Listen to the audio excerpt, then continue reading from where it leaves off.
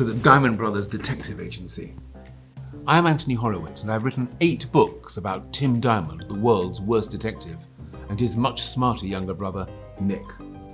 You come to the agency at a bad time. Tim Diamond hasn't had a case for 3 months, and he's down to his last cornflake. Fortunately, a new client has just arrived. A mysterious woman has asked Tim to help find her missing father. But why is he missing? And is he really her dad? Tim and Nick head off to Bath, and we join them as they go to his house and start looking for clues.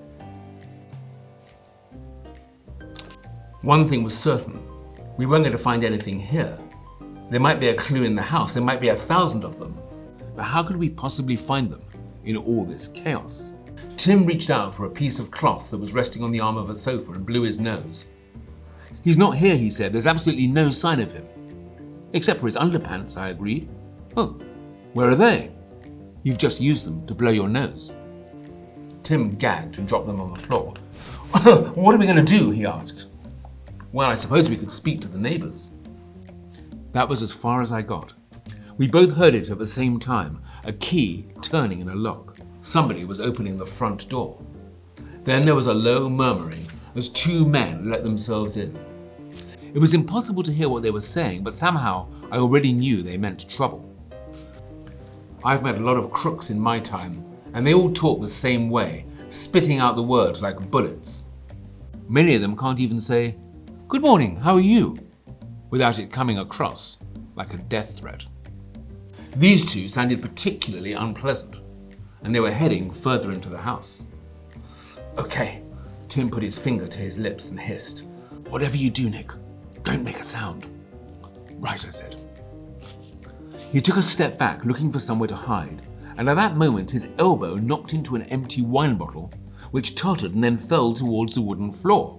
Tim screeched. He reached out with both hands to grab it, missed, and as the bottle shattered, his elbow caught the corner of the trestle table, which immediately collapsed, crashing down with about a ton of computers and all the other equipment in an explosion of grinding metal and shattering glass.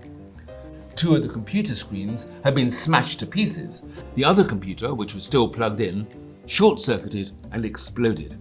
Somehow the Alexa self-activated and the opening bars of Beethoven's 5th Symphony blasted out of the speakers before there was another shower of sparks and silence returned. The 2 of us stood there, paralyzed. Do you think they heard us?" Tim whispered. "Move!" We had nowhere to go. There was only one door leading back into the kitchen, and if we went that way, we'd definitely be seen. However, I'd noticed an archway covered by a curtain on one side of the room. I threw the curtain back to find an empty space behind it. I grabbed hold of Tim and pushed him in. Then I followed, pulling the curtain back just as the 2 men came hurrying in. I left a crack between the curtain and the wall, which was just wide enough for me to look through. And although they couldn't see me, I had a clear view of the new arrivals. I felt my heart sink. They were bad news, all right.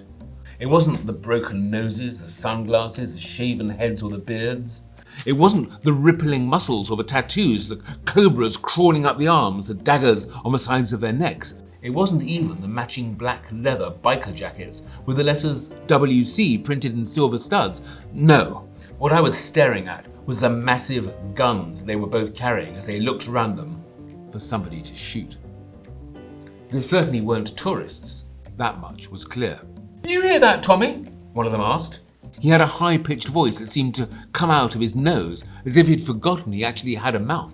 "I definitely heard something, Troy," the other one replied. He spoke slowly, as if he had to work out what word was coming next. And I think it came from this room." "Someone's hiding." "Oh, that's what I thought. That's my view entirely." "Well, since nobody came out, they must still be in here. I think we should find them and kill them." "Why don't we kill them first and find them later?"